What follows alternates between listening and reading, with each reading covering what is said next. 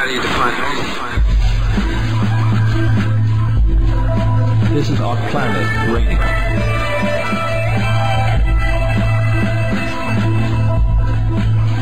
Welcome to another dimension, a dimension of insight. You are entering a place where reality collides with truth.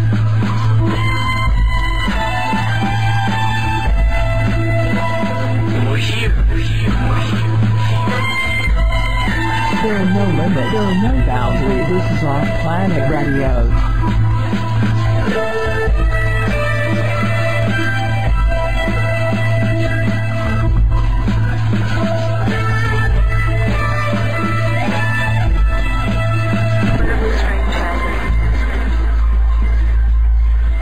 Welcome once again to OffPlanet Radio. I'm Randy Moggins.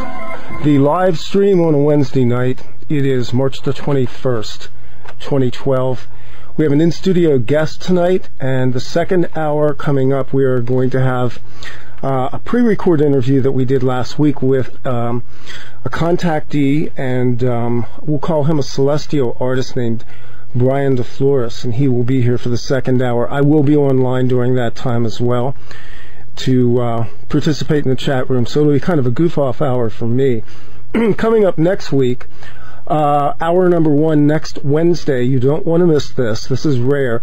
Whitley Strieber is going to be here. We are going to discuss what Whitley has learned in the 20-plus years since the original publication of the Communion book that came out. Whitley, of course, is probably one of the highest profile contactees, and his work has very much launched a high profile era for abductees and contactees in the UFO era.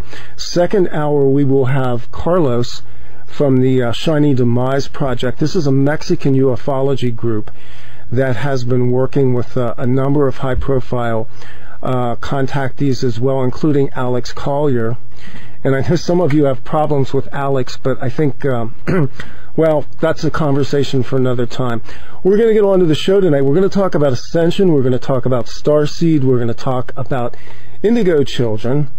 And with me live in studio is somebody that I've met and learned a lot from. Her name is Krista, and she will...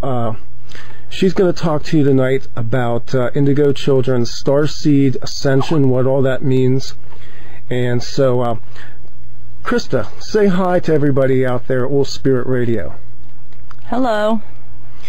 And maybe what we want to do up front, Krista, is give a little bit of your background, your spiritual progress, the things that you've been doing over the few years, your training, and what you're doing today in terms of healing and energy work. I became certified in Reiki 6 years ago. I became a Reiki master about a year and a half ago. I'm attuned in Lotus Light Reiki and Usui Reiki. I've also been following spiritual master Saima Lakshmi Devi and been trained in her Diksha, which is energy work. I'm right now part of the Saint Germain's Foundation. I attend a sanctuary there, and that is basically an ascension group. They're helping with the ascension of mankind. I also teach Reiki classes. I belong to the Amethyst Spiritual Center, and that's how I got involved with Saima. Talk a little bit about Saint Germain and the Saint Germain Foundation and what that is exactly. Saint Germain Foundation was started in the 1930s, and they were started by Godfrey and Lotus. They are the official messengers of the Ascended Masters. They were visited by the Ascended Masters, and they have 33 dictations, books, the Ascended Masters wrote, and then the Ascended Masters channeled through them, and they wrote. So basically in the sanctuary, what we do is we do decrees, and they're basically calling out for the Ascended Masters to assist Earth, to assist in the ascension, to assist mankind in their ascension and our own personal ascension, bringing more and more light, more and more radiation to assist everyone and out of darkness into light. Krista, let's talk a little bit about Ascension. What is Ascension exactly in terms of planet Earth and the people that are on it?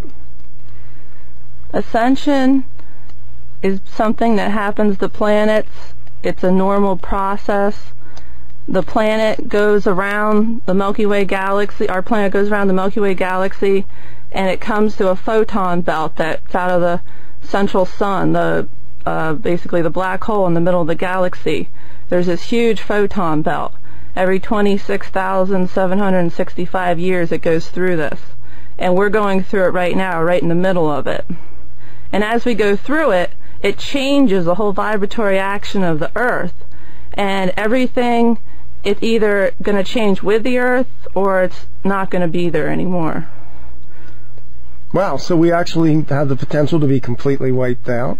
Well, we did have that potential, and that looked like what was going to happen, but because of the ETs, the positive extraterrestrials, the legions of light, so to say, the ascended beings that have come to our aid, now that possibilities doesn't look like it's going to happen anymore. So Earth basically passed through a time of decision, a time when we could have gone the other way. Yeah, definitely.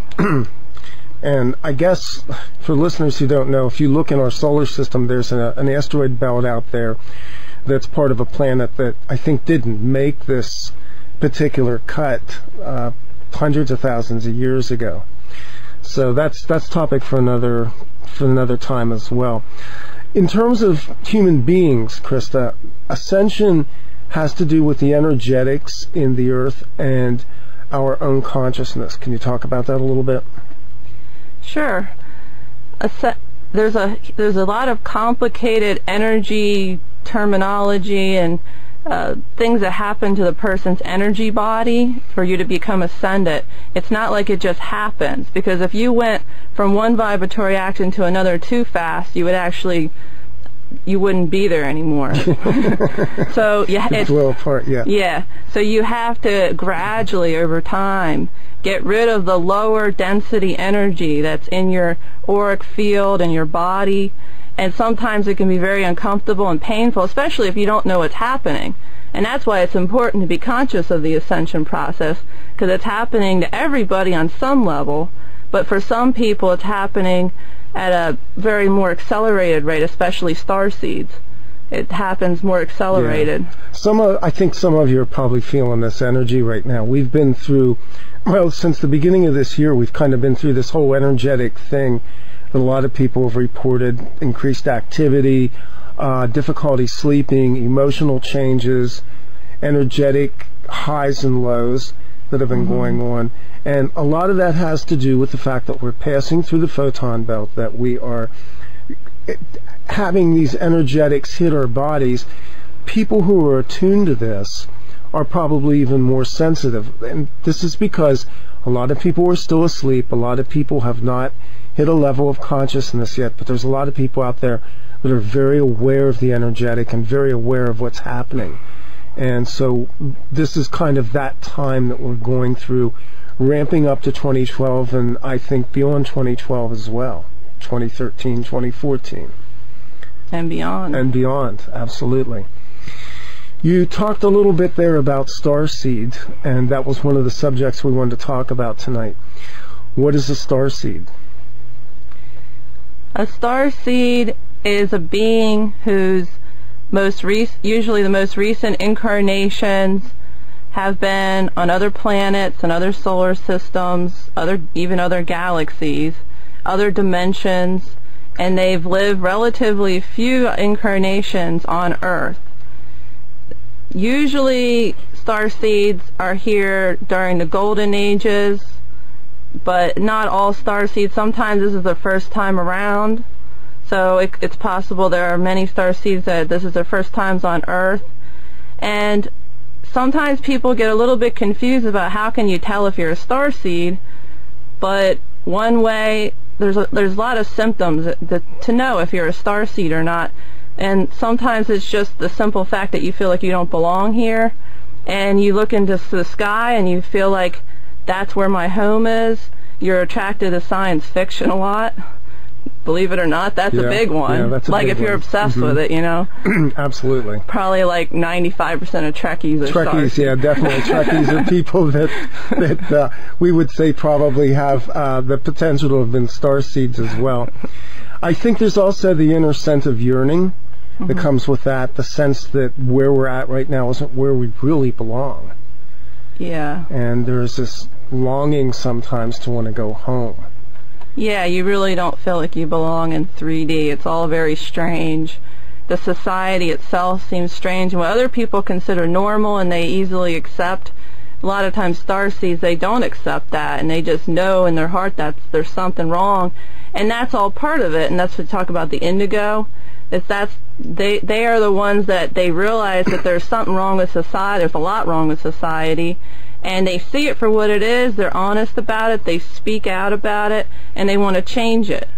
Because in their minds, this is a really messed up society, basically. It's interesting you bring up the indigos, and I don't know if we can draw a line and say when exactly indigos started coming into the earth. Do you have any sense about that at all? The indigo children?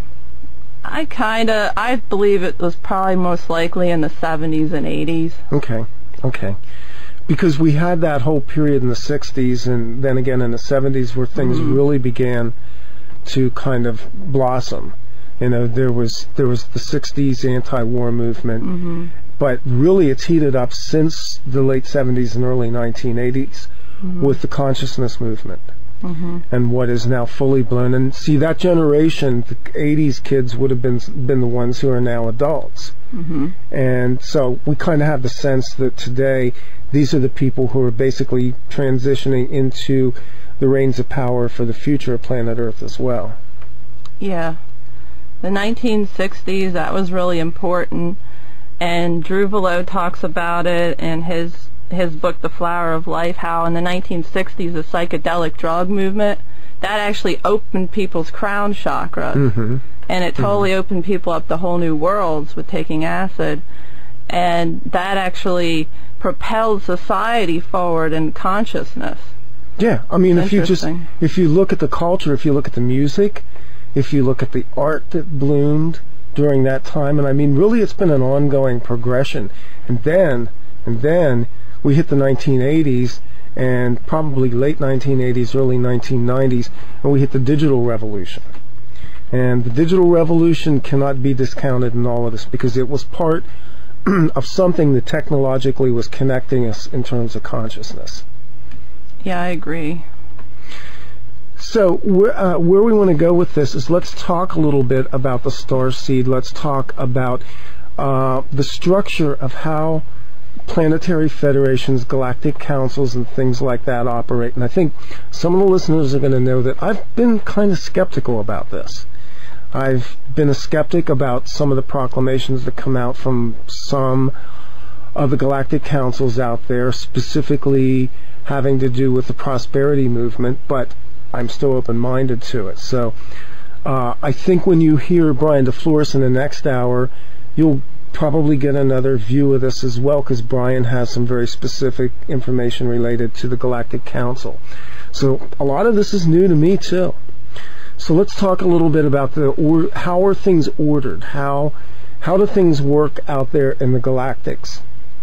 As far as I know, it's all set up like a hierarchy, and there's councils, so it's not like there's a king or a queen and they tell everyone what to do. They have the councils that meet, and then there's other councils, and it's all ordered and set up very orderly. I don't know how to explain it exactly, but each planet has their own councils, and there's councils for each thing, and the Ashtar Command, that I'm sure that has a council, everything.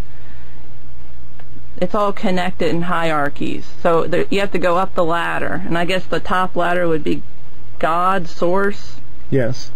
But there's higher beings, and then as far as what I've understood, there's the ascended races. There's the Syrians, there's the Octurians, there's an ascended race of the Pleiadians, and they are in charge mostly of the whole mission of saving Earth, of helping humanity, the Ascension mission. And they are the ones that the other races who are unascended, they look up to. So they go through them. And the Ashtar Command is run by ascended beings for the most part, and they have light ships and so on, this really advanced technology, which is energy technology.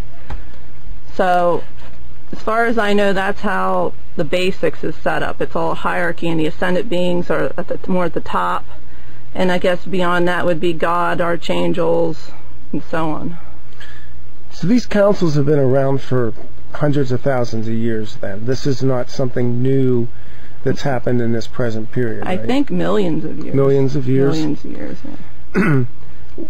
When do you have the sense that we became aware of contact with these councils? Do they go back in time to the ancients? Do they go back that we can record from ascended masters, people like Saint Germain?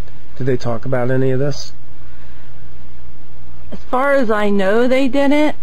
I do know that we're going into the 7th Golden Age, so there was 6 Golden Ages beforehand, and it's very well that they could have been talking about it at that time, but I don't know. You think the references maybe in ancient manuscripts about angels, angelic beings, and things like that maybe point to this?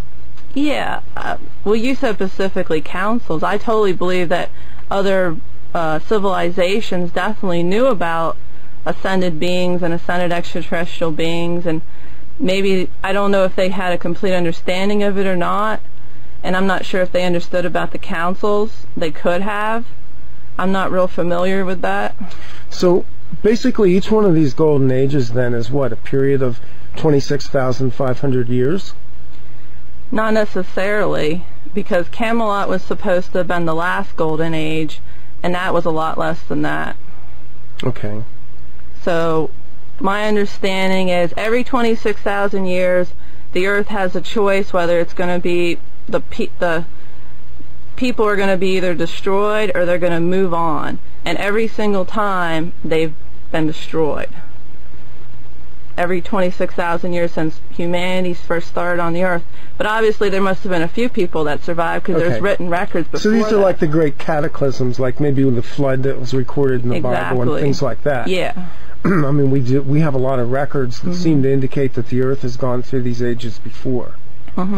Yeah. So basically what was left were a few small... Atlantis. You know, Atlantis, Lemuria, these seem to be remnants of civilizations that were wiped out. Yeah. In the cycle of things. And they were advanced civilizations too, right? Yeah, they were. So we're kind of at the, I guess, ground zero place where we're making the choice right now to ascend or be destroyed. I believe that humanity's made the choice to ascend. There may be some people that won't ascend, but as far as I know, and I'm hoping, this is my hopes and this is what I intend, that everybody ascends together. And I don't know if it's going to happen right away or not, but that's my hopes. Because, see, that's the thing. I always used to wonder, I'd say, what's going to happen in 2012? Like everybody, you know? Is it going to be like cataclysms and, you know, all these horrible events and wars and everything? Or is it going to be the age of Aquarius and peace and love? And then I kind of came to realize it's, what do you want to happen in 2012 or beyond? Do you want the peace and the communication and the free society, or do you want the wars and everything else? And Bryan does talk about in the next part of the interview, or his interview, about how you should intend what you want. If you want, you know, healing and peace and love and the age of Aquarius type scenario, then that's what you intend. You don't give your energy to the other one. You don't watch the 2012 movies and talk about, oh, what if this happens, and you have to be firm in what you intend. This actually goes into an interesting place as well, because we seem to have a schizophrenia, and I don't know how much you watch the internet. I try to avoid it, but I still see a lot of it. But you have on the one side this great push towards peace and prosperity. And like I said, I've been skeptical about this. On the other hand, I totally am dead set against the idea of this total Armageddon thing that a lot of people have put out. I mean, a lot of people actually expect this whole Battle of Armageddon thing that's laid out supposedly in the book of Revelation. So basically what we have to do is we have to align ourselves with our intentionality, with our meditations and things like that, into a place where we're directing the energy of the planet towards the positive arc. Exactly. And don't, because that's what happens when you are like torn back and forth. It's almost like a victim mentality. Like, I have no choices, I have no power in this. I'm going to give all my power to this person. Oh no, wait, I'm going to give my power to that person, what they say. So you have to decide, what do I want, and realize that you do have power with your thoughts, with your intention. That's powerful. Human thought is very powerful. Yeah. I have the sense, Krista, that it doesn't require the majority of people on the planet to move this, because a lot of people are neutral. Yeah. Or simply have no involvement in this. I actually believe that a lot of people on the planet are of a different type of consciousness that simply does not engage at this level. And so you have a certain small population of the planet that are actually involved in consciousness, and that the battle is actually between these two small factions of people right now. Well, if you want to call it a battle, but that's one of the reasons why starseeds are here. That's one of the reasons that we're here, basically. Yeah. It's because they knew that if it was just up to the way humanity had become, which, no offense, in a way their DNA's been sort of retarded and like messed up over the... Beautiful. I like that. Yeah, it's true though. It's been damaged severely. It's not, people were not where they're supposed to be. And it had to do with different forces and genetic manipulation and so on and so on. But anyway, so they knew that they had to bring new people in if there was going to be any hope at all, because our energy and just in our DNA and everything about us, we raise up the vibration of the planet and everyone around us.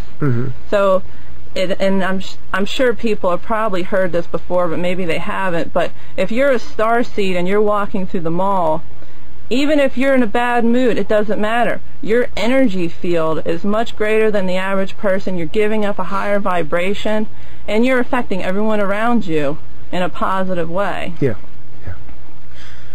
So in a sense, we're kind of like beacons and transmitters. Exactly. And I believe that that's been sewn into the earth in a way that there's strategically placed around the planet different numbers of star seeds and people who are here to help with Ascension. And star seeds have their own individual missions.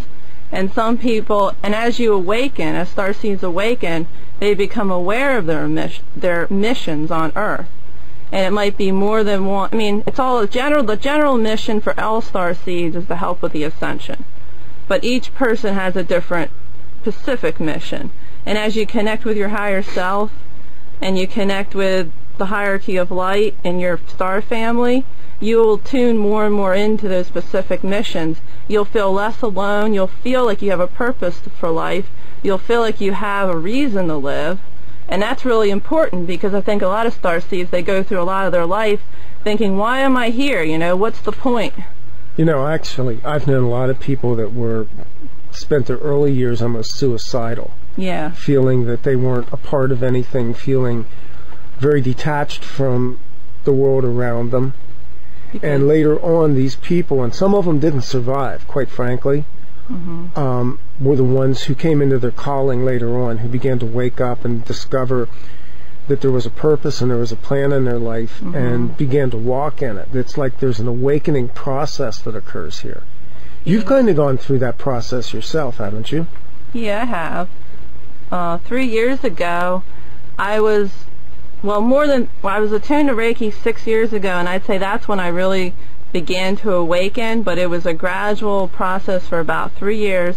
And then 3 years ago, I was told, I was meditating, I began receiving downloads, and I was told that I had a choice, a soul choice. I could either die in 4 years, or I could live, but I'd be given greater responsibility, and I would be called to do specific things energetically to raise myself up and take responsibility. So I chose to awaken. And, well, it's been a wild ride. Let's go a little bit more into how would somebody know if they're a starseed or suspect they are, and what do they do with that information? Well, I could tell you right now before I go into it, there's a lot of really good websites that you could look at, and it talks about starseeds and how do you know if you're a starseed. The one I was actually looking at today on the internet, it's POA with Sheldon Nidal, and it has, you know, something like how do you know if you're a starseed, and there's other ones you could even type in Google. I would say if you're a starseed, a lot of times you have specific characteristics.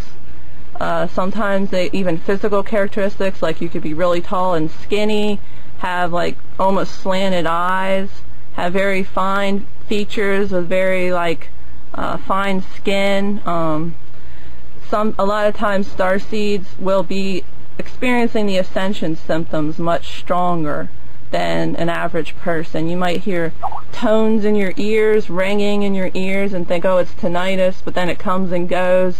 Frequencies, that's one thing I've experienced quite a bit. Yeah. You have a lot of synchronicities, and that's all your higher self trying to wake you up. You might have sightings. You might actually see UFOs in the sky. That's one thing. Yeah. I believe a lot of people who are contactees or experiencers in some way are very much in that group of people. Because it's your star family. Especially lately, if that's happened to you, it would probably be your star family trying to wake you up. And I've heard that they specifically are tracking all the starseeds on the planet. It's almost like a military operation in a way. They know where all the starseeds are. They know who's awakened, who hasn't awakened. They will give you, if you tune into them and you ask for it, you can receive downloads. You can receive communication from the Ashtar Command. Mm-hmm. It's all what you are willing to receive. And the more you connect, the more you'll open up to who you really are. And you won't have to pretend. The illusion falls away and you realize who you really are and you become more comfortable with it and it stops being so weird. And there's a lot of sites. There's actually Starseed International, and they're all starseeds, and they talk about all these things that are interesting to us, and other people would be like, okay, that's really bizarre, but we'd be like, oh wow, that's cool, I didn't know that, you know, like an asteroid's coming by or whatever it is. Yeah, I mean, there's a lot of people that are just kind of tuned into this.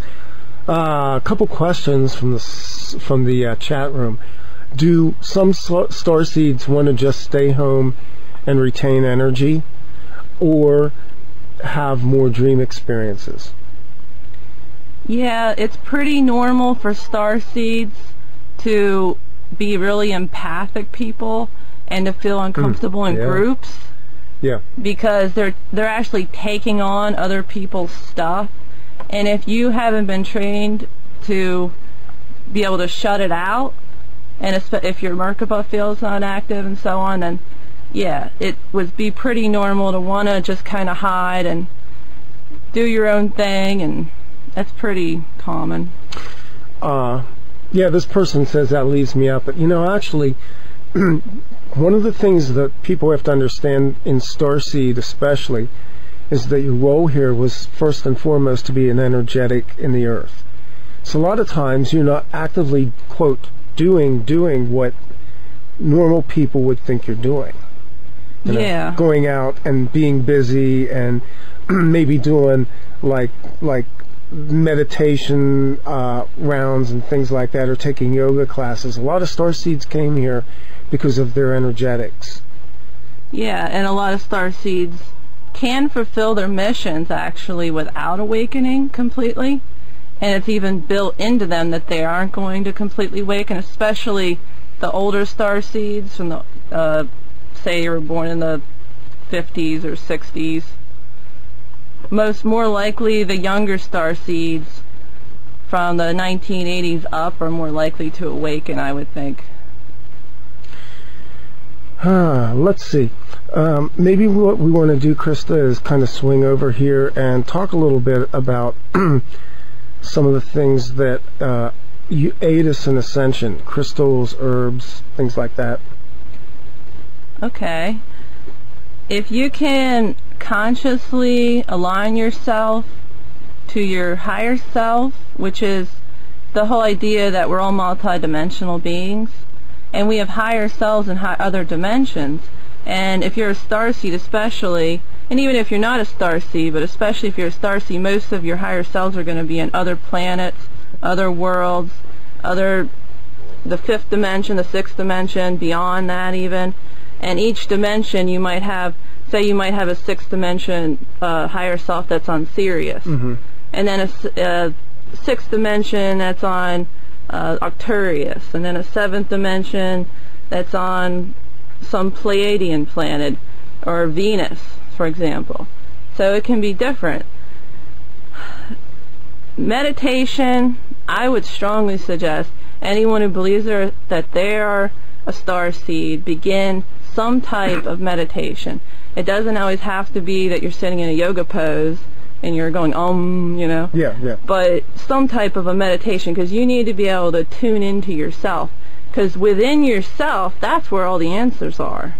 And that's where you can connect then and receive everything that you need in the form of a download, in the form of information. Sometimes it isn't like someone talking to you in your head. Sometimes it's just like a knowing. It comes in all sorts of ways. But if you're always busy, and if your ego's too big and is always talking and chatting, you'll never get that information, which is really vital for you to be a whole person and to remember who you are. And then the other thing I think is really important is some type of energy work. That can be really helpful. I mean, some people are more drawn to it than other people, but I really believe Reiki, sound therapy, singing bowls, Diksha, anything like that. Even massage can even be really helpful.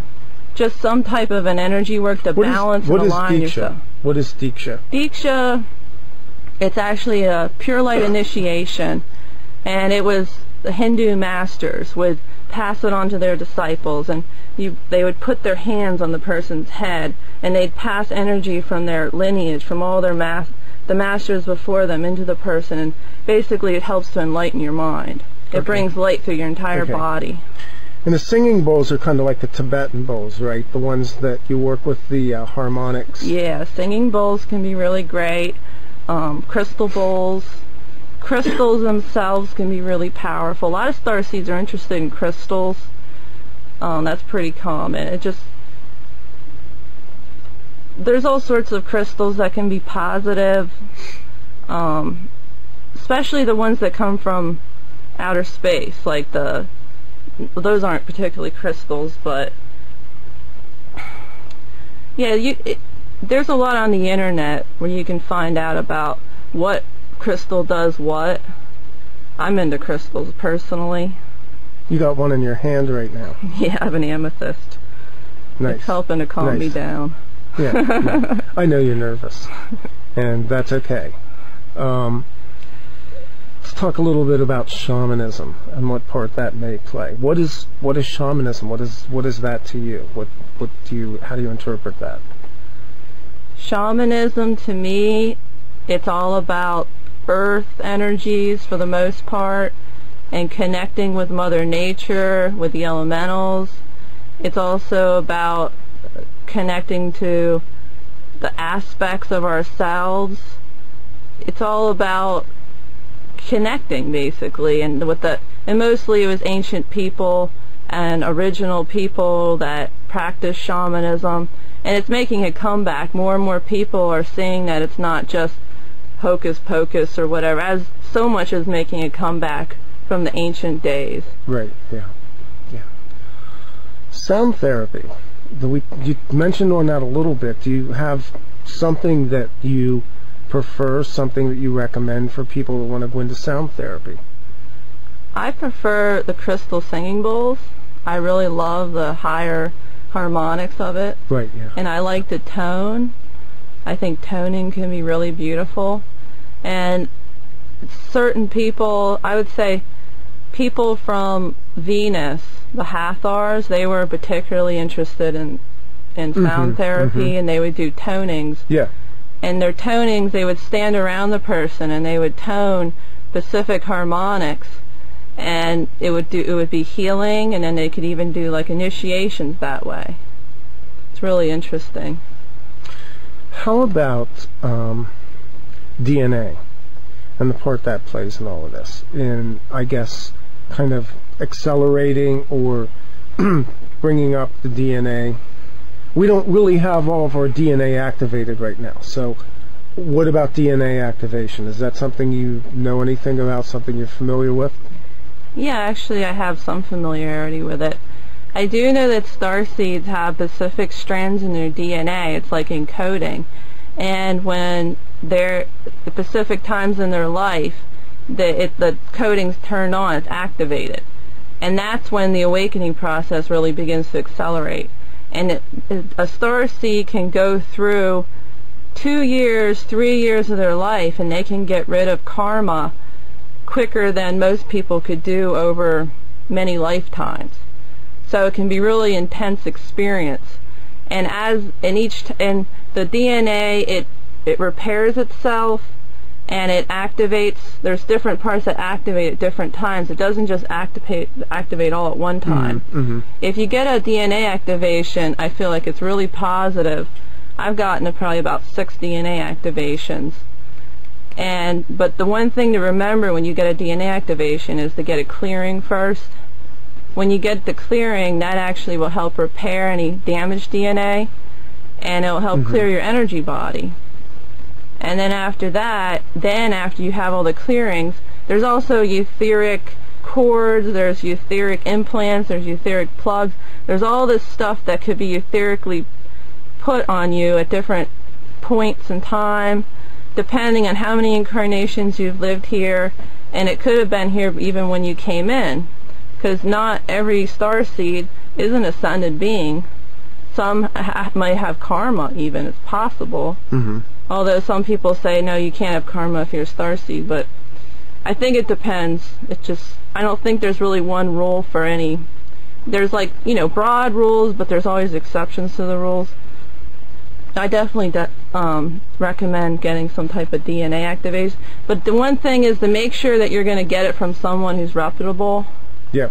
Because I have heard, not to be fearful, but there are people that do DNA activations that are actually hurting people.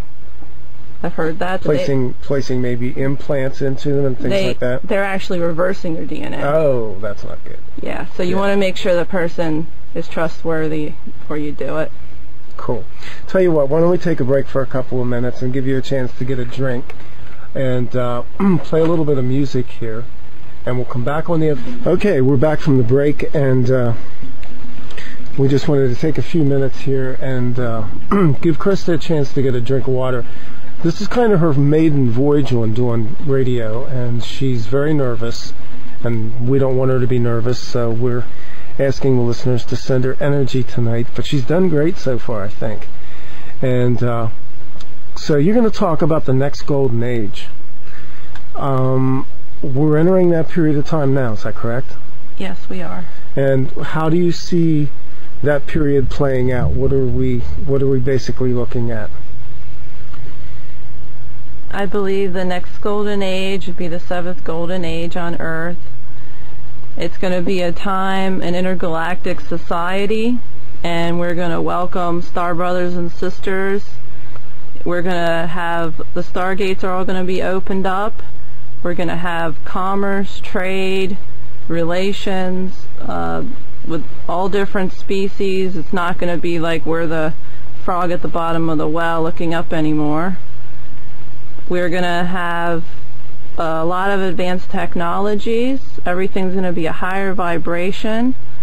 The entire atmosphere of the Earth will be changed. It's going to be a time when people's psychic abilities will be far more advanced than they are now, that people will be able to biolocate, that they will be able to instantly manifest anything they want. Basically, it will be a planet of ascended beings. And the whole like I said, the vibration of the earth will be different, the plant life will be different. I believe that the plants that harm people, that are going to go extinct, and there'll only be plants that are assisting humanity. Some of the animal life may go extinct, and the animal life will definitely change.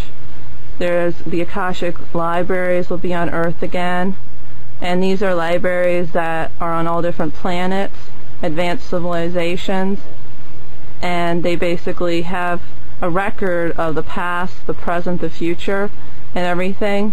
So you can go to these libraries on other planets, and you can ask a question, and it's like a holographic image will appear, and you will receive the answer. You'll see it like a movie screen. Mm-hmm. And I've actually been to a few of the Akashic libraries. You can access the Akashic records on your own if you want to, but the libraries are more of a collective place for people to go. The healing, there'll be advanced healing, there'll be healing chambers where you actually just lay in a chamber, and it like closes over you, kind of like a little bit like a tanning bed. Mm-hmm. And high frequency, like healing frequencies, flood you, and you're completely refreshed and 100% energy again. Cool. So where do you think we're at right now in terms of time? I mean, not just years, months, and days, but where are we in the ascension process right now? Where do you think we are going, and are we in for some difficult times ahead? I believe that the 1111 gateway was really pivotal and important, and we basically are in and out of the fifth dimension, fourth and fifth. A lot of what people see, I believe, is the third dimension. They see what they remember, what they believe is there, and a lot of it, I believe, is an illusion. On some level, it's almost like, because it's all a hologram. We're living in a holographic world, so they create, this is like the mass consciousness hologram. But really everything's different, and sometimes when I'm outside, I look around and I actually see things as different. The trees are brighter, I see the energy fields, I can almost imagine I could see the ships in the sky looks completely different. The earth is glowing and I see the photons coming down, so it's much different than what I see with my third dimensional vision. Maybe we'll just shift the subject a little bit here. I want to ask you something a little off the cuff. You've talked before about the spirits in nature, and I always think that's kind of interesting. Can you talk a little bit about your contact with nature spirits? Sure. I like giving nature spirits energy. I like giving them Reiki, and I use the cosmic sacred flames, and I send the violet flame, the pink flame out, the pink ray, and they really appreciate it, because for so long humanity has treated them badly. They weren't in cooperation with them, in the last few hundred years. So now humanity and nature is going to work together. And I don't know if you've ever heard of the Feinhorn Garden. It's a garden in England that was started in the 60s, and these people had this sandy beach to make a garden, and this man could communicate with nature spirits, and he began working with them, and now it's this huge commune, and that whole sandy beach is this beautiful garden, and they have huge watermelons and squash, and no one can believe that they did all this, and they don't use pesticides or herbicides. It's all working with the nature spirits. And I believe in the future, in the golden age, that humanity again is going to be working with the nature spirits. There's not going to be nearly as many people on Earth as there is now, taxing nature. I've seen fairies, and I've seen other nature spirits. I talk to trees once in a while. I like talking to trees sometimes better than people once in a while, but they seem to be more appreciative. And I can see the energy fields around them, and each herb, each flower, each tree. That's what the shamans knew, that they all had a spirit. the Native Americans. They realized even the crystals had spirits. You could talk to crystals. You could ask the crystal, how can you help me? And they would tell you. You could ask the herb, what can you do for my body? And it would tell you. You could ask your body, why are you sick? And it would tell you if you could listen. But it was just about listening. Interesting. Water sprites and things like that that you've encountered. Yeah, they're pretty fun. In the future, I believe that humanity is going to have a cooperation with, the water elementals, the air elementals, the earth elementals, the fire elementals, and we're going to have a cooperation, but we're also going to have a certain amount of command of them. And you could possibly bring in a thunderstorm if you want to, or you could calm the waters like Jesus did in the Bible, or you could talk to the fields and ask them to grow, stronger, more wheat, more whatever you're growing. It's all going to be a cooperative effort. And to answer the question in the chat room, no, there will not be TSA at the gates to the portals. Somebody posted that there. Funny. That's funny. Anything else in the last few minutes you want to cover, or anything you want to say, Krista? Well, I could talk about the grids. Yeah, let's do that. There's grids all over the earth, and in the ancient days after the fall of Atlantis, this was really interesting for me when I found out that there was geomancy. There was people that they built specific buildings, like the pyramids, for example, and other buildings on these grid points. And if you put them off geometrically, if you measure them geometrically, they all connected.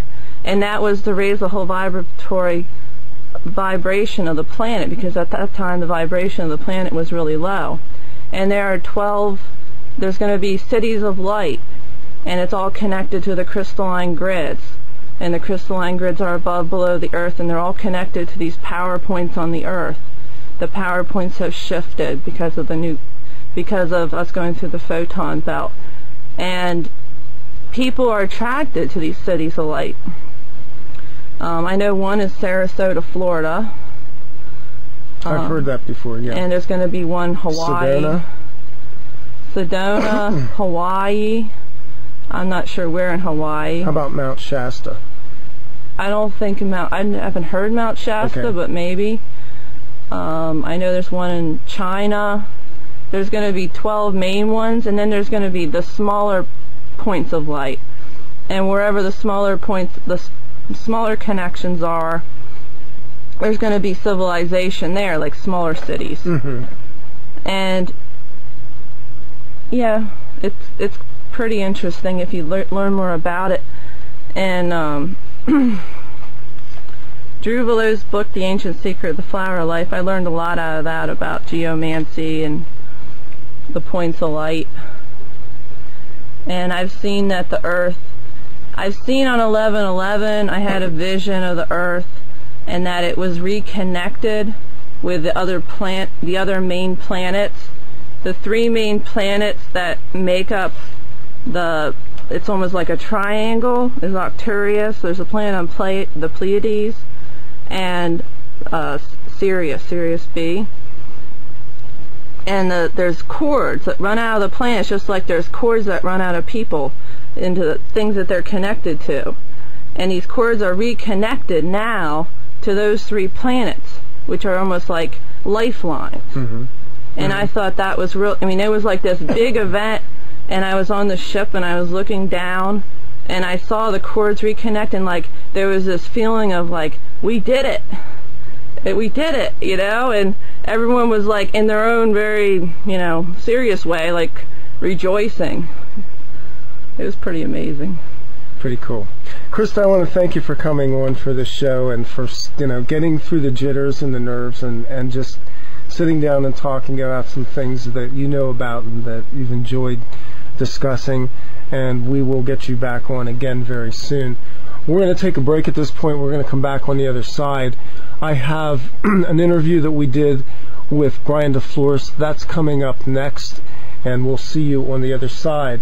This is OffPlanet Radio. We'll be right. Welcome to OffPlanet Radio. I'm Randy Moggins. I am here today with my co-host Krista, and a few months ago, Christa and I were having coffee at a diner where we sometimes meet to talk about things, and she showed me something that was really flippin' cool, like these graphics that, when I looked at them, I went, whoa, what is that? That's amazing. And I was like drawn into this whole experience with these pieces of art, and we began to look at it, and she began to introduce me to our guest today. And so he's on the line with us from Sedona, Arizona, the land of no daylight savings time. Bryan DeFlores, welcome to OffPlanet Radio. Thank you. Thank you for having me. Thanks for being here. The listeners won't know this unless we tell them. We had a slight time screw up because Arizona doesn't do daylight savings time, but we're in the east here. And so we were like going, well, it's 9 o'clock. Shouldn't Bryan be on the line? But Bryan wasn't on the line because it wasn't time yet. This is the way the universe works, oddly enough, sometimes, too. So the images that I was shown resulted in me going out onto the website and checking out a lot of Bryan's work, and consequently acquiring some of these for myself and working with him for a few months. And I have to say, this is one of the most stunning things I've ever experienced in terms of I guess awakening, in terms of experiencing something that's extraordinary cosmically and psychically. And so I wanted to get Bryan on today, and we're going to talk about that. Bryan, you at one time were a normal guy with a normal job, and then a series of events began to unfold in your life. Can you tell us a little bit about that? Yes, well, I was raised, again, a very normal childhood like most people and most of your listeners here, and I was raised Catholic, actually. I grew up in Southern California. I lived on the beach most of my life, was surfing, and, had various jobs, and I was actually driving a tractor-trailer, a 57-foot tractor-trailer for a living, and then I had an awakening. It was around 1996 in December, and I was driving the truck from one location to another, and from one warehouse to another, and I had an experience in the truck where I actually blacked out when I was driving the truck. Wow. And I had a few other jobs at the time. I was working at a coffee house as well, and various odd jobs like we all have at times. And so I kind of blacked out when I was driving the truck, and everything kind of changed that day in my life on December 4th of 1996. And then the next day I actually started drawing these accelerators, the images that you mentioned, and I've been on the path ever since. What exactly was the source of this awakening? What do you now understand that to have been? Well, it was kind of a multifaceted awakening that a lot of people have when comets, the Hale-Bopp comet was racing by our planet in December of 1996, and comets and meteor showers actually awaken people, so do falling stars. So actually, when the Hale-Bopp comet was passing our planet, millions of people actually awakened on some level. My awakening was actually a spiritual awakening. It was kind of multifaceted. I actually had what is called a higher self overlay, which means my higher self actually came into my body as like a higher spiritual self, actually just kind of dropped in overnight within about 6 hours, and I actually had what's called a soul braid happen at the same time, which means there were three aspects of myself, galactic aspects of myself that were existing simultaneously in other dimensions of time and space actually braid into my body at the same time I had the higher self overlay. So within about a period of 6-7 hours, I went from a normal person to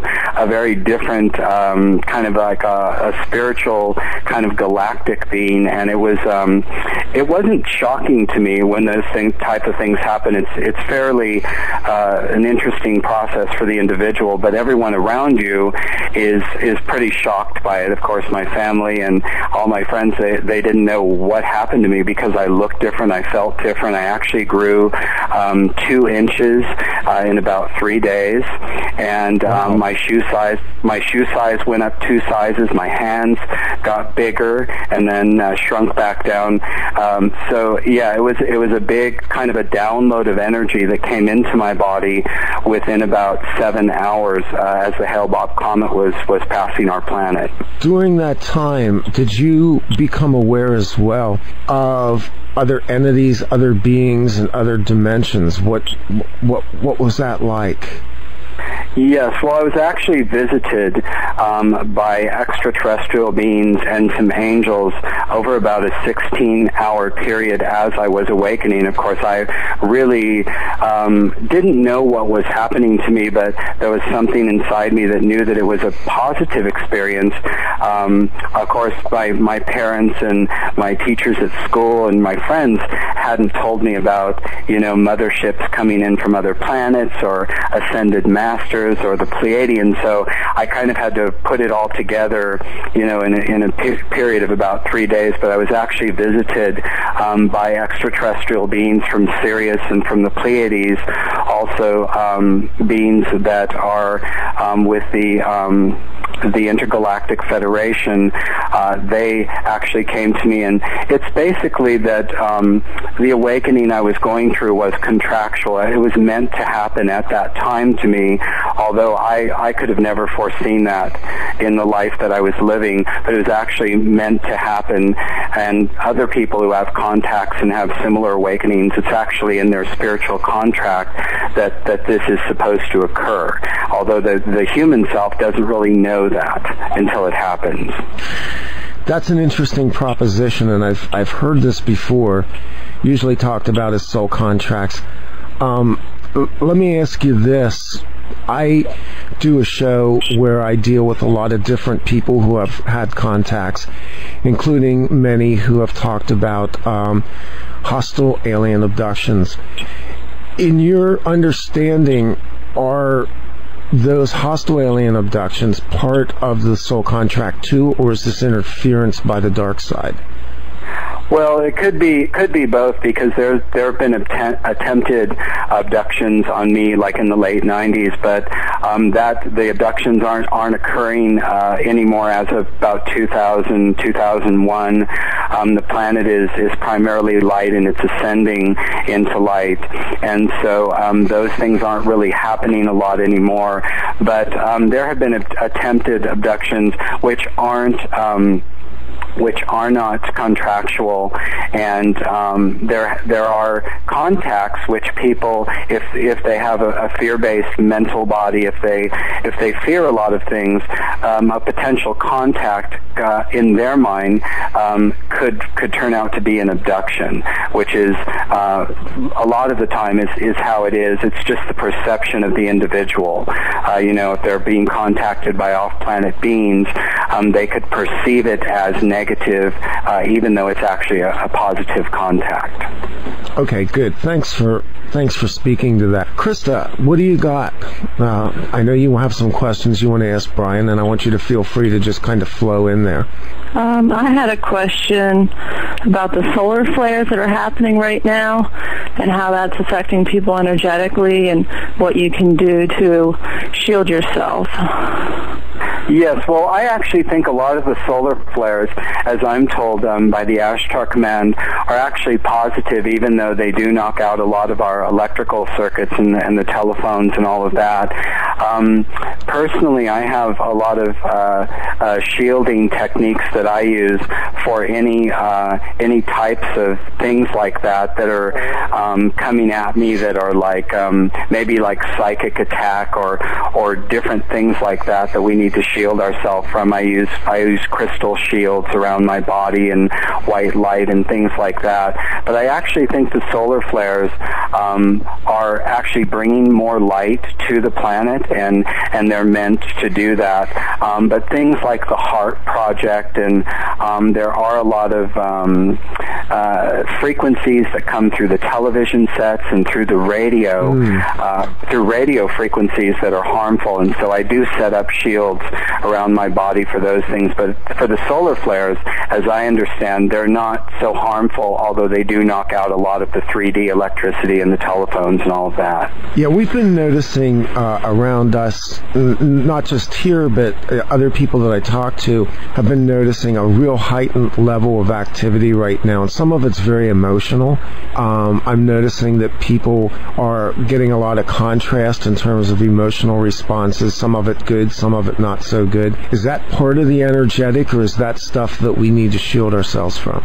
Well, that's part of what's happening on the planet. I mean, on December 5th of 2012 of this year, all of the stargates on this planet that have been dormant, all of the star portals that are on the surface of the planet and on the interior of the planet are going to open, and this hasn't happened in 26,000 years. So the planet itself is awakening on a level where it hasn't, again, in 26,000 years. So people's bodies their emotions, our mental thoughts, our physical bodies are going through a lot because our body mirrors the planetary body as well. And the planet is actually moving, making a jump into hyperspace, according to the Federation. And that hyperspace jump actually begins on December 5th of this year, and it's going to catapult this planet and everybody on this planet into a new dimension of time and space, which has been foretold as 1,000 years of peace, the golden age, the new paradigm. And so the planet's purging everything right now, karmically, emotionally, mentally, that is no longer in alignment with humanity's highest good in order to make this jump. The planet can't make the jump with all of the karma, so that's all being processed out right now, which can be looked at as a positive thing as well. It's just these things need to be cleared. Some people have to clear their emotional bodies, fear-based thought forms and things like that. So that's a process that we're going through and the planet's going through as well. Interesting.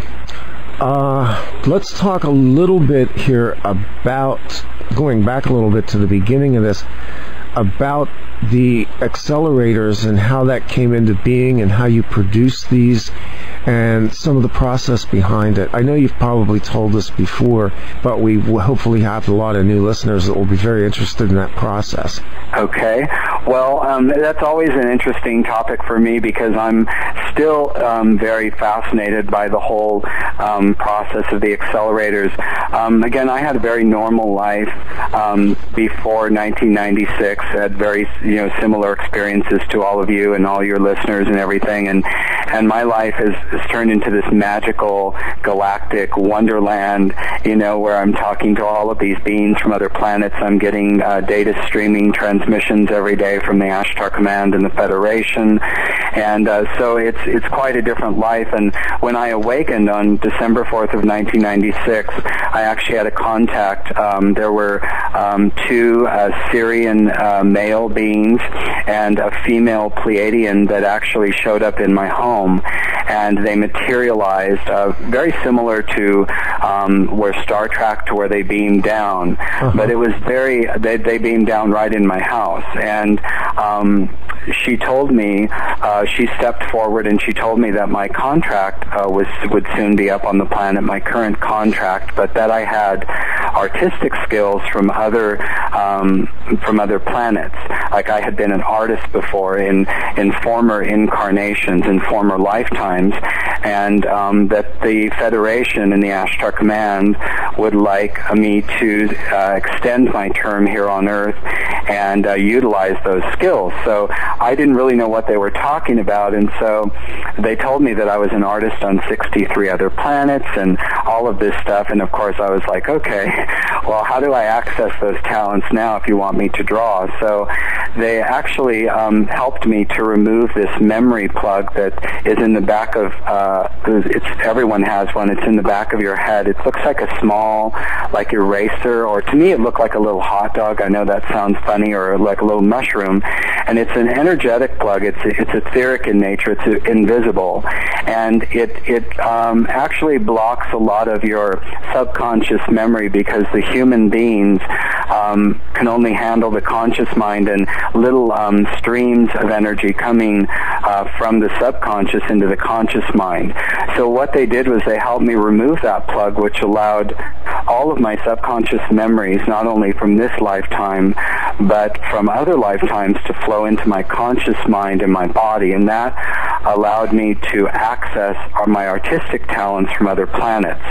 And so these accelerators started coming through actually on December 5th. The day after I awakened, I felt a real pull to go to an art store, and I just got a lot of paper, a lot of different types of colored paper and these Prismacolor pencils, and I went home and I sat down and I just closed my eyes, and I felt the energy come through me, and I actually picked up seven of them in one hand. They were kind of in between my fingers, and then in the other hand I had a gold and a silver metallic marker, and I just started moving my hands on the paper very quickly, and within 15 minutes I had a full image.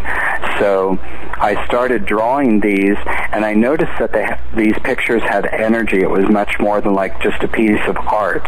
And other people that would look at them, they would feel the energy moving through their body in different ways just by looking at the image.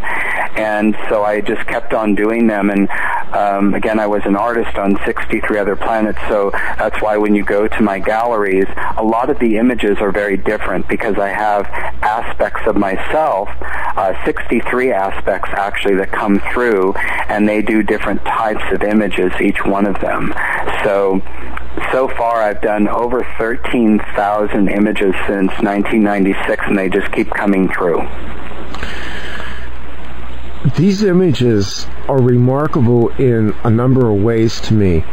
And when I ordered the pack, I mean, I was so excited when I got these in and I started to look at them and actually started to feel them too. You know, as I was meditating, I sort of laid these out much like maybe somebody would lay out tarot cards or something like that.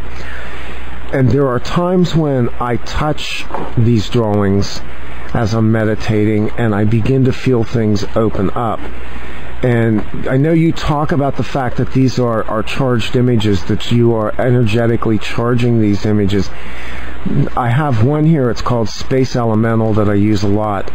And this particular one has a feel to it that draws me out into kind of a place that I feel like I've been many times before.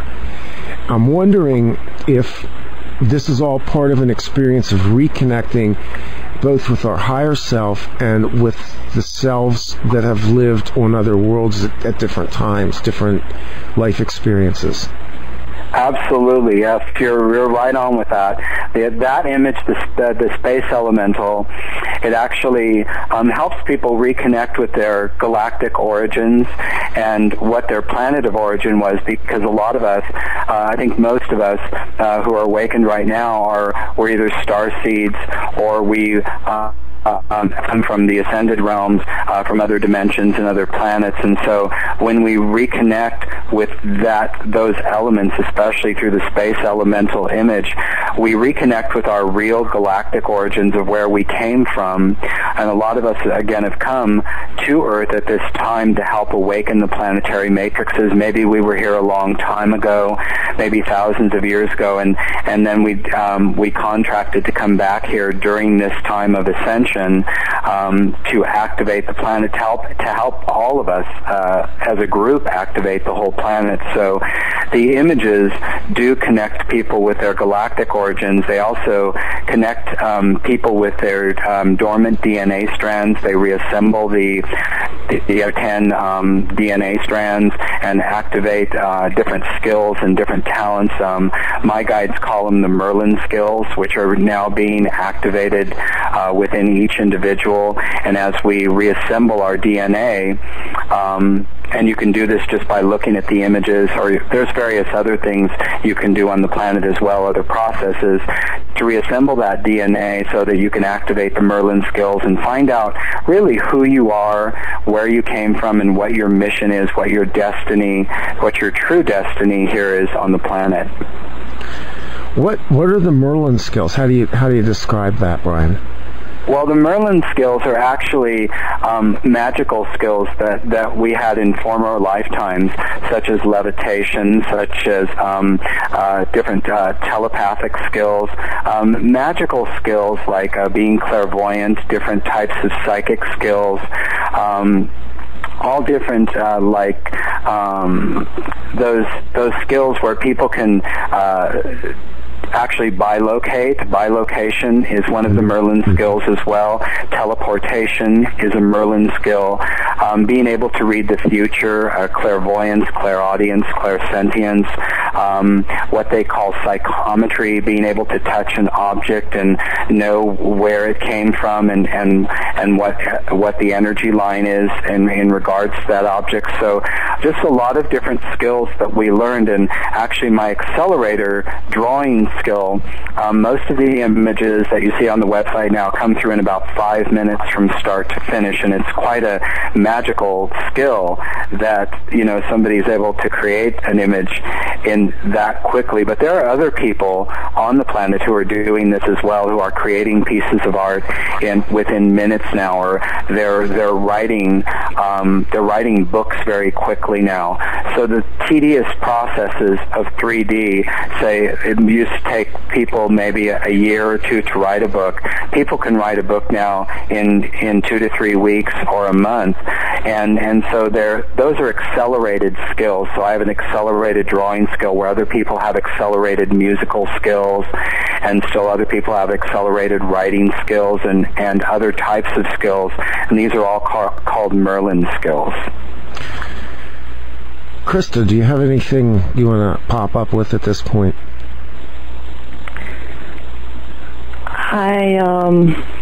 I've read the Masterworks. I really enjoyed it. Actually, I'm looking at it right now. I'm a big fan of yours. Thank you.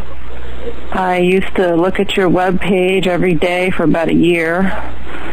Sometimes I look at it like 10 or 20 times a day, just depending how much I was on the computer. And I really feel like it helped me connect with my higher self and my destiny. And I'm an artist. I enjoy art, and I like to paint. And I painted several pieces, and I asked my higher self, I want to do what Bryan does. I'd like to, make it multidimensional. And I got the information, and I did that. I made it multidimensional. I put a grid over it.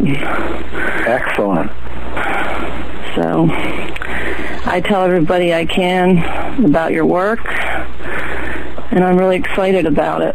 Well, it was interesting. The conversation that Christa and I were having revolved around the fact that we were perceiving that we had come from other worlds, which at the time for me was kind of a difficult thing to leap to, because I didn't have that quantum leap that you had. I've kind of gone about this linearly because I guess I was still bound in that 3D thing. And she showed me these drawings, and it was like all the talking that we had done about, being from other worlds, which I suspected, which I felt. In that moment, something broke. There was like a connection where I went, yeah, and this completely communicates it. And I'm guessing that other people have that same experience from time to time as they encounter your work. Yes, all the time, and I don't really advertise a lot at all. From time to time, I'll put out a brochure, and I kind of just let people come to me through their own synchronicities, and they find my work. I have a website, and people find my work in the strangest ways. I'm similar to how people find your radio program as well. Mm-hmm. And it's kind of like a synchronicity, and people are drawn to the work, and so they experience different things. But I think most of the people who are drawn to my work are ready for to find out what their galactic origins are, because you can actually just go to my website and just scroll down in the galleries and maybe read a couple of things.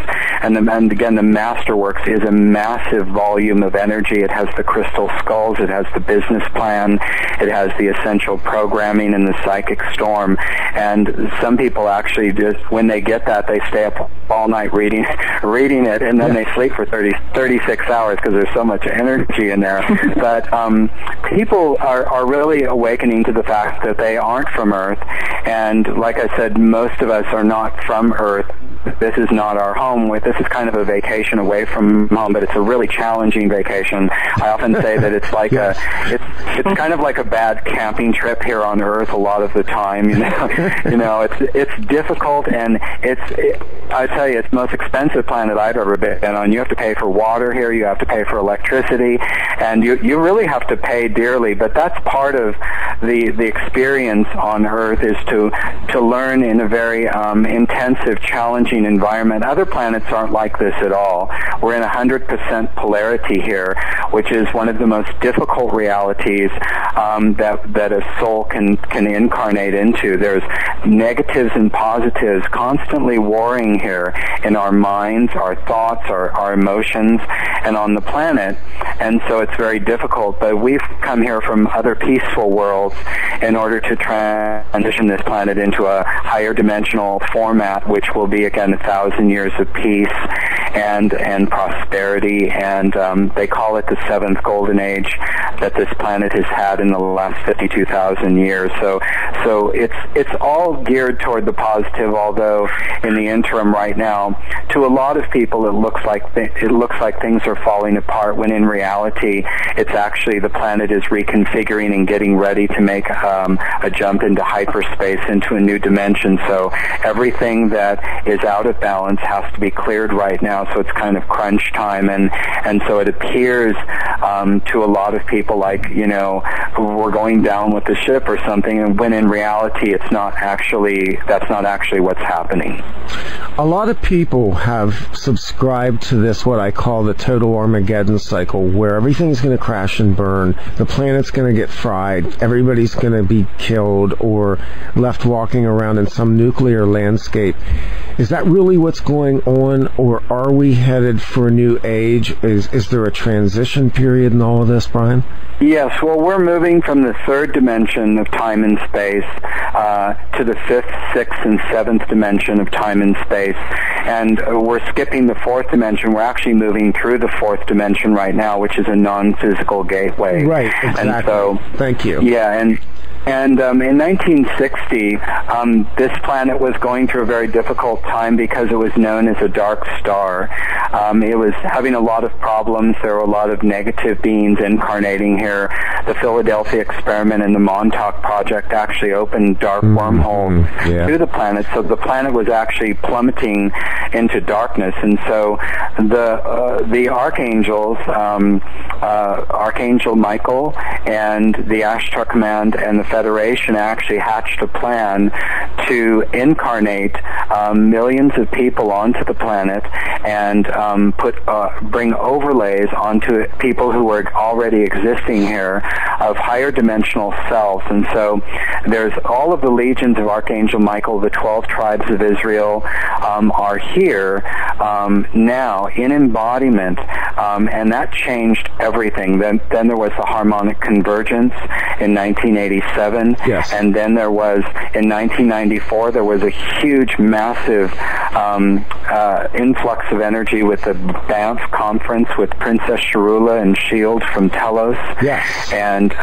many people. There was the 1992 solar activation in Egypt by Solara, and then there's been numerous activations after that, which has lifted the planet up. So what's happening is there are counter forces on the planet. Some people call them dark forces. They're just counter forces, and they just haven't come into the light yet. And so they have these scenarios and these agendas that they want to anchor that are in opposition to the planet ascending. So there's the Armageddon scenario, which comes from the counter forces. Anything fear-based is a counter force agenda that is a probability. So there's the higher dimensional forces, the Ashtar Command, the Federation of Light, the Archangels, the Ascended Masters. Their plans, and our plan as light workers, is to have the planet go through an ascension for everyone to move into light and peace and a new golden age, a new paradigm. And so the counter forces have their own agendas and their probabilities, and they're trying to get those probabilities energized by enough people. If they can get enough people, it's kind of like the 100th monkey thing, right, to energize Armageddon, then Armageddon will take place. But the light is too powerful right now, and so more and more people are energizing light-based probabilities and the ascension of Earth, and so if we can get more people to energize that, then those counterforce agendas, Armageddon, the government microchipping people, all of that will just dissolve, which is that's the way it's going right now. Secret government, Illuminati, all of that is dissolving. That power is no longer a strong presence on the planet. I'm glad you mentioned probabilities. That's something that's actually played into some conversations I've had on this show recently regarding what's called remote viewing, which I've done and some of my guests have done. And we've had the sense that the future is probabilistic in the sense that whatever we energize asserts itself more strongly in the reality stream. Is that something that you see as well on the collective level of the planet right now? Absolutely, and I think that it's very important for people to energize the highest outcome and the higher probabilities and outcomes that are light-based. I think that one of the big problems that the Ashtar Command has cited lately, and that's the Ashtar Command is actually who I work with right now. Mm-hmm. They see television as a really big problem on a lot of levels right now, because the programming on television, all the reality shows and all of that, and the news and many things like that, like many holistic doctors say, is very damaging to the thought process, yes, and to the emotional process. And so what's happening right now is that the Ashtar Command and the beings of light, the spiritual hierarchy, are really trying to counteract a lot of these lower agendas and probabilities that are being energized through television. And so I haven't had television for about 4 months. I haven't watched any television. And so my consciousness is completely deprogrammed from that. So all I think about are the higher probabilities. So as more and more people do more meditation, do more spiritual connection, and focus less on television and the news and all of that, which a lot of the news is fabricated anyway, we know now. Absolutely.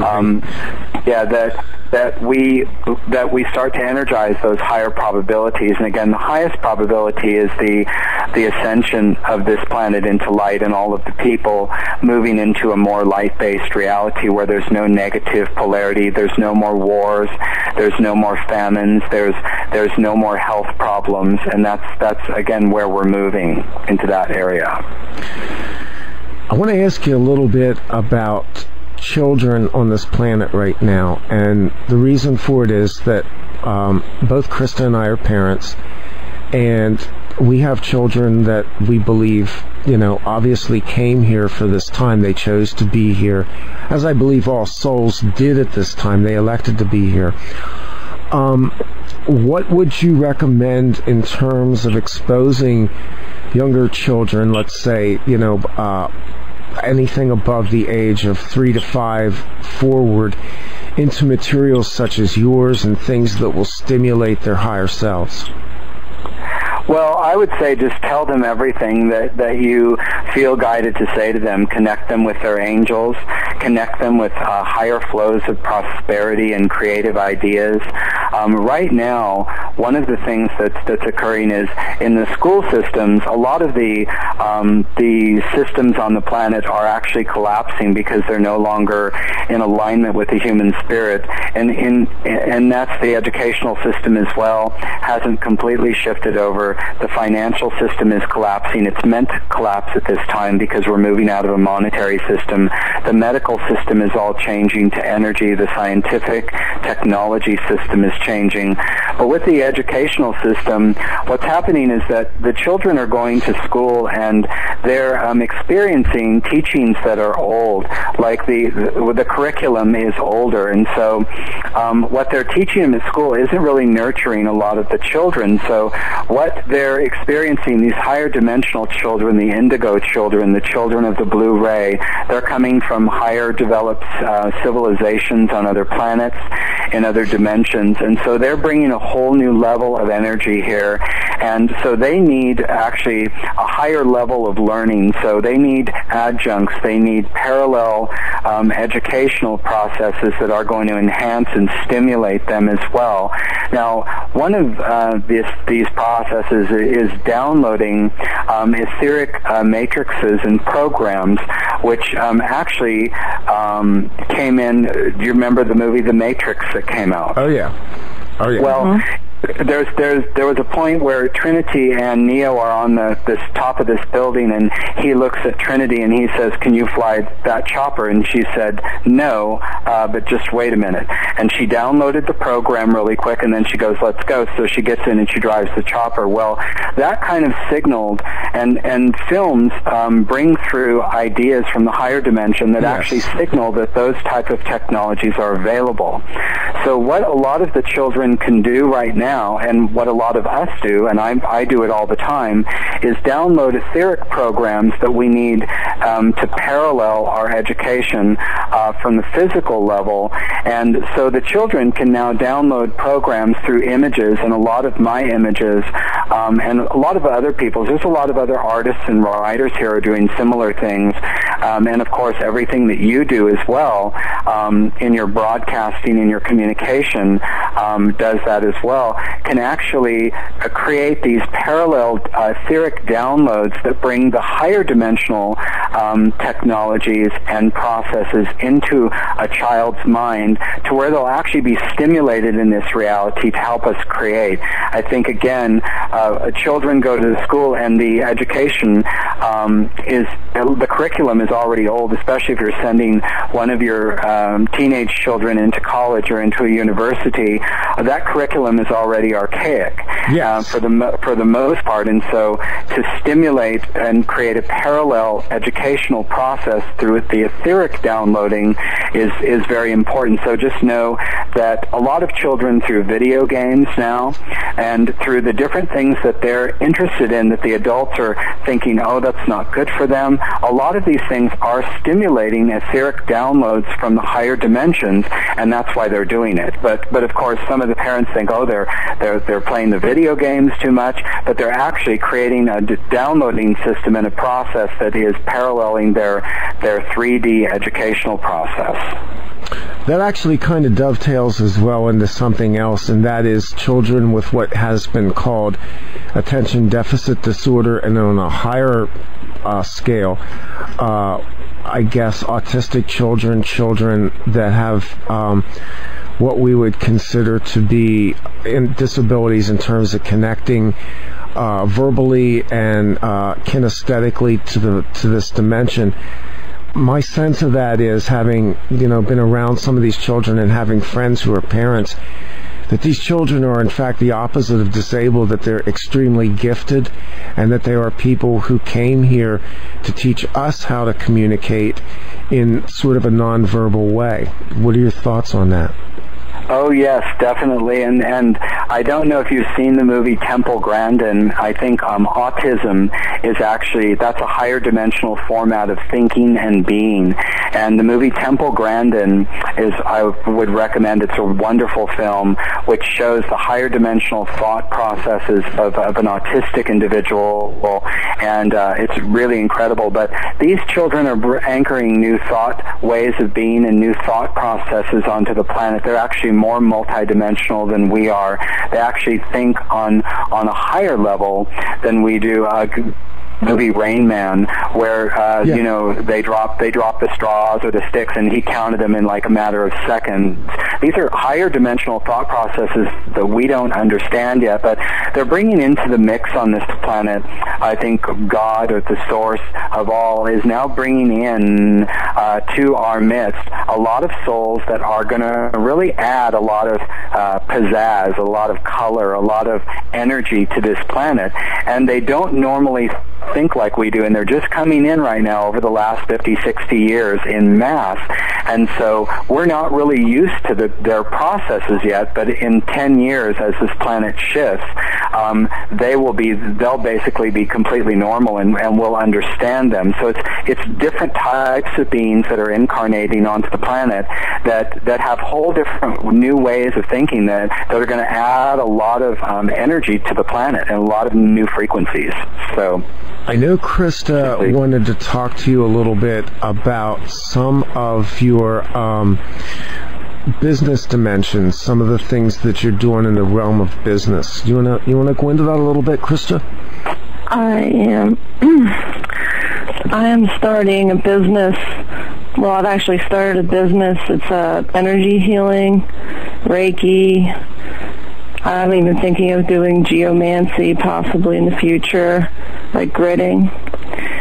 And I just wondered, I mean, I've read the book, Manifest Destiny, or Masterworks, and I just wondered if you had any particular suggestions for me.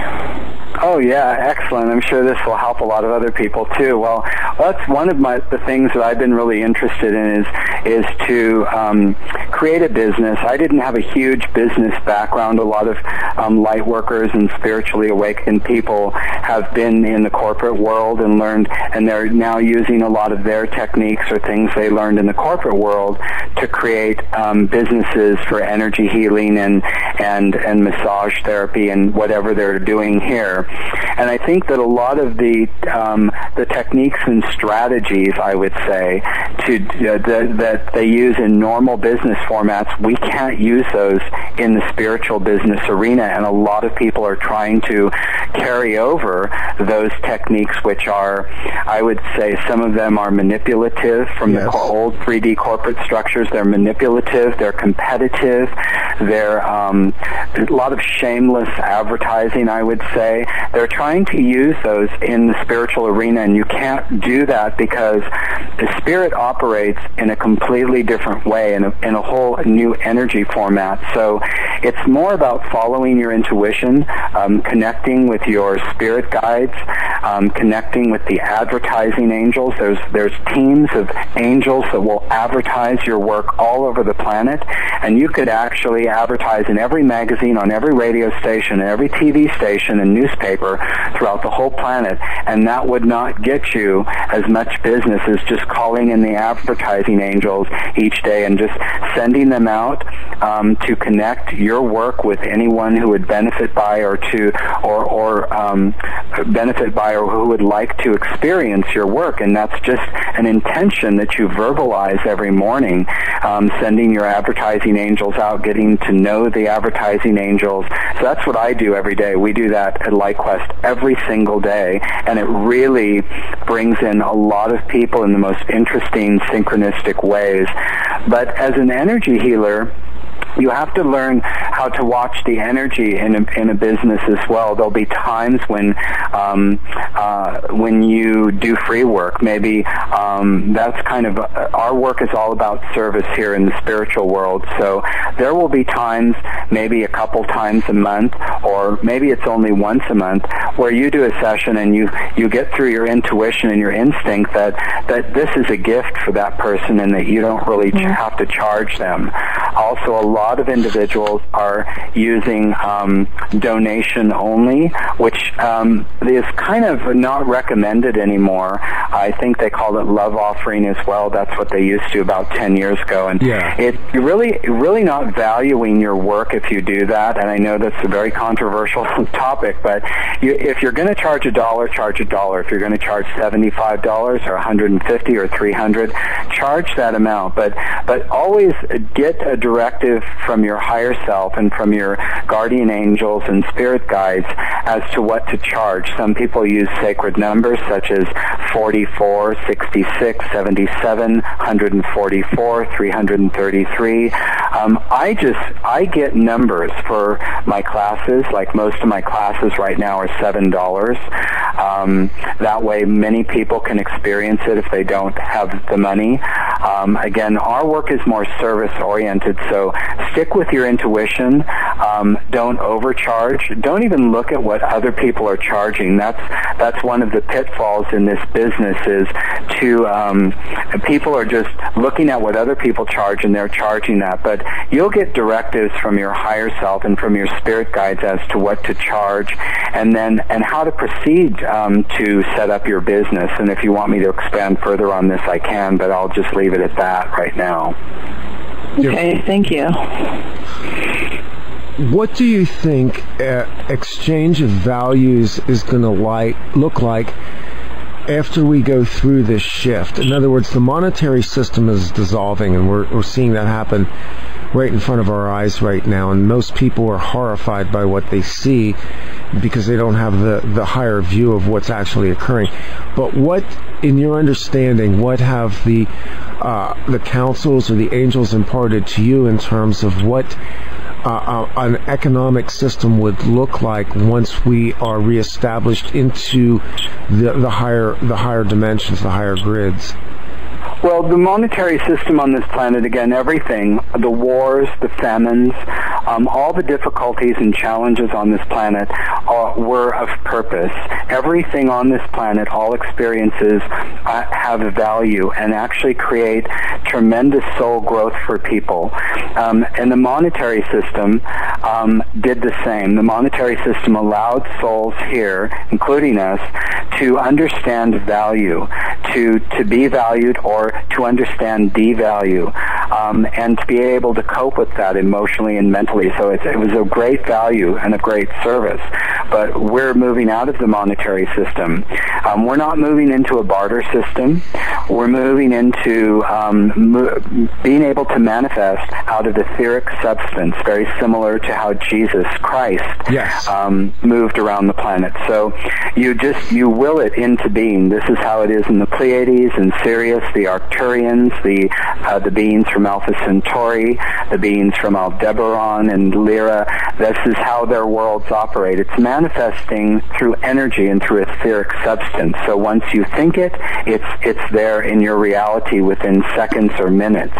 And so, again, all of the souls on this planet have learned about the monetary system, and those that are panicking about it right now are still attached to it, very greatly attached to it. They're in fear. They haven't awakened yet. But the last two waves of humans on this planet, which is millions and millions of people, those two waves haven't started moving yet. And these are waves of ascension. Now, there's 10 waves moving right now, but those last two waves have probably a little under 2/3 of the people on the planet on them. And when those waves start moving in July of this year, more people will be awakening and more people people will be disconnecting and detaching from those old systems because they're no longer serving us. And so the monetary system, again, was of great value, and it helped people learn, but we're moving out of that now. And so when your thoughts manifest your reality. It's just, again, how Jesus did it, and that's how they do it on other planets. Would you say after the stargates open on December 5th that it would be easier to manifest that way if you're already awakened? Absolutely. It's easy to manifest that way right now. We're already, the planet is already, the ascension is already in progress, and you can feel it by the amount of energy around you now, and the different things we were talking about, and the different things that are available, like the etheric downloading. These things are telling us that the ascension is in progress, and I'm using those techniques right now. I'm actually manifesting from etheric substance most of the time, and many other people are as well. So yes, it will. On December 5th, these processes will accelerate, and more people will be using them. All of the Merlin skills will start being activated within each individual, and people will be manifesting miracles. This is the age of miracles that we're moving into. And again, in the interim, it looks a little bit difficult and challenging, but that's only from a lower dimensional perspective.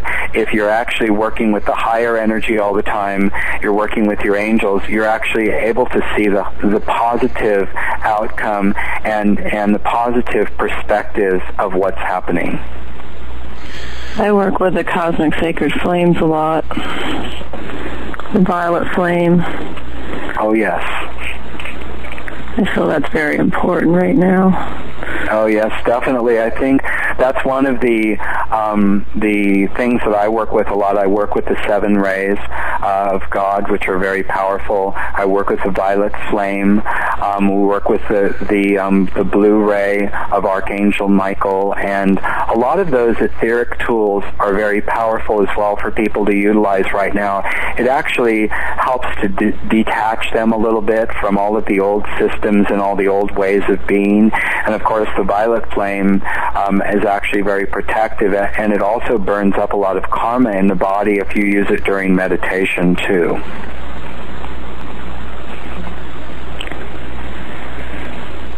Interesting. I'm just sitting here and I'm threading through this, and my mind's opening up just thinking about it, because you've opened up possibilities here, and that's what I want listeners to hear as well in this show, is just open your mind up for these possibilities, that they're coming, and that in fact they're already here. We just have not learned yet how to tap into them on some level. There's over 6, probably closer to 7 billion people on the planet right now, Bryan. The percentage of people who are what we would consider to be awakened probably isn't that high, or maybe it is. I don't know. I get the sense that it is a small number of people that move the ascension process on this planet, and that it is because they're very powerful creators that they're going to be able to accomplish this. Would you agree with that? Yes, well, people like us are manifesting our spiritual power on many levels every day, and so the more focus we have on our spiritual path, on our true destiny, on our mission, the more spiritual power we're able to bring into our bodies, and the more of our multidimensional selves we're able to connect with. And as we connect with those multidimensional selves that are in other realities, in other spaces and time, we bring more of that power into our bodies. And yes, we are basically in stewardship of this planet right now. We are steering the planet into the higher dimensions, and it is the 144,000. The legions of Archangel Michael that are in stewardship of the planet right now. And 144,000 is not 2-point-something billion, of course, but this 144,000 have the power of 4 billion people. Okay. You see? That's amazing, yes. Thank you. You just cleared something up that I've looked at for a long time. That's very interesting. We're coming up close to the end of an hour. There's one more topic I wanted to touch on a little bit, and that's your writing on the language of light. This intrigues me. One of the first things that I noticed about the accelerators when I got them were these incredible I don't know what to call them. They look like calligraphy, they look like symbols, they look like runic writings, much like maybe some of the stuff that we would see in the Tolkien works. And I've been so intrigued by them, and Krista has actually been talking to me about this as well, the language of light and how this is manifesting. How did you come into an understanding of this? What does it mean to you, and how do we communicate it to others? Well, I started writing it. I had no idea what it was, and I started doing one version of it, or I thought it was a version of it, and then I would do something else, and it would look totally different. And so I started bringing through in 1996 about 3 different dialects of the language of light. And the first one I brought through, which looks like calligraphy, it's a little bit thicker.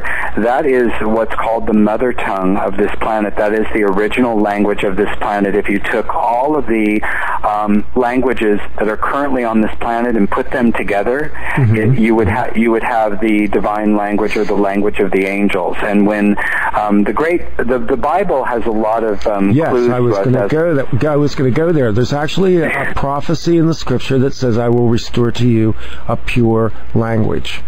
Yes, exactly. And when Atlantis fell many thousands of years ago, the languages actually split. They were speaking the divine language, and which actually split into all the languages. When the planet fell into the lower dimensions, it couldn't hold that frequency of that higher language, and so that language split into all the languages that are currently here. That language, the mother tongue, actually sounds somewhat like Aramaic, which was spoken in Lemuria as well, and in the Sahara Desert about 52,000 years ago. But the language of light, there's so many variations. There's actually thousands of variations depending on what planet you come from. And I've actually can fluently write and sign with my hands about 126 different versions of the language of light. But they're all different. Some of them are telepathic in my drawings. There's one that looks almost scribbly, and that's a telepathic language. There's the language of the angels, which is the mother tongue. There is a Pleiadian language as well that comes through. There's just many different versions, and what the languages do when people look at the images is the language overrides the lower human mental body, and it goes straight into the soul matrix, so it communicates directly with the spirit, and that helps the accelerator to energize the body and the mind, and to get the mind out of the lower format of thinking. Well, what does that say in English? You know, people would look at that and they say, well, what does that say? It's more a heart language. It's you've heard of heart math? Yes, I have. Yeah, it's more like that. It's more of a geometric understanding that runs through the heart. It's not necessarily for the mind, the language of light, and that's the language actually we're going to be speaking in the new dimension of space and time. So between 2012 and 2017, again, all the stargates are open, and we're moving into a higher format, and our language is going to change as well. Interesting, fascinating stuff. Krista, do you have anything else you want to toss out here in the last couple of minutes? Well, I could speak a little bit. Go for it. Asa nehiton, asa kotoro no hite aha, eno to siki tinatu honora.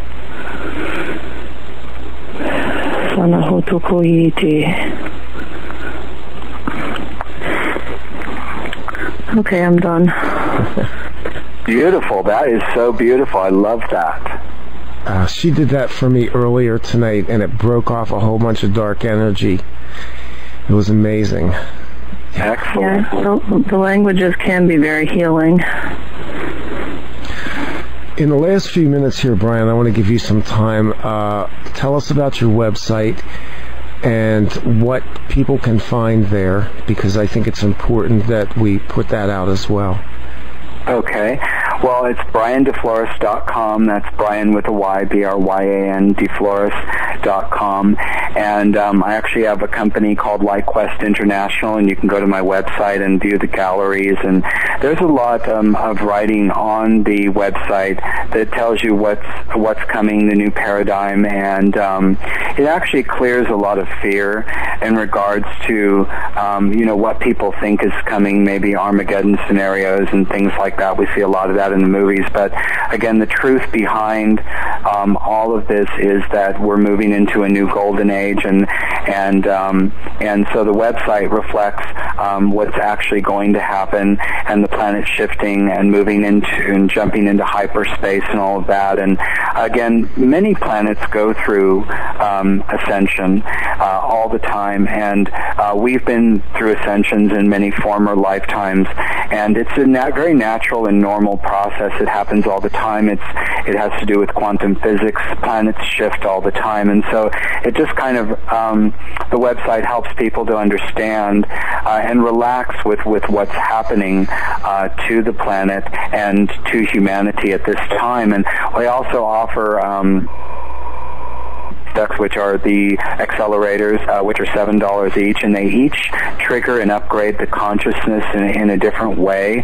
So if you go to the website and you see a particular image, you can purchase it for $7, and they're highly energized when you get them, as Randy said, and they actually, we energize them before they go out, before we ship them, and when you get them and you place them in your house, it actually brings a lot of positive energy in, and it helps people to assimilate all the new higher dimensional frequencies that are coming through. We also offer teleconferences, which are very powerful, which give you direct energy, very similar to this interview that we're doing right now. And I do activations, and so that helps people to, again, integrate and assimilate these higher dimensional frequencies and to understand what's going on in a very positive way, because there's a lot of negativity out there, and there's a lot of fear-based scenarios and people throwing out, this and that. And it's really a positive thing that's happening, and people just need to know that, so the website reflects that. Excellent. How often are you doing the teleseminars? Well, I'm here in Sedona, Arizona, and we do them live. We broadcast every week, and you can access most of the seminars for $7.50.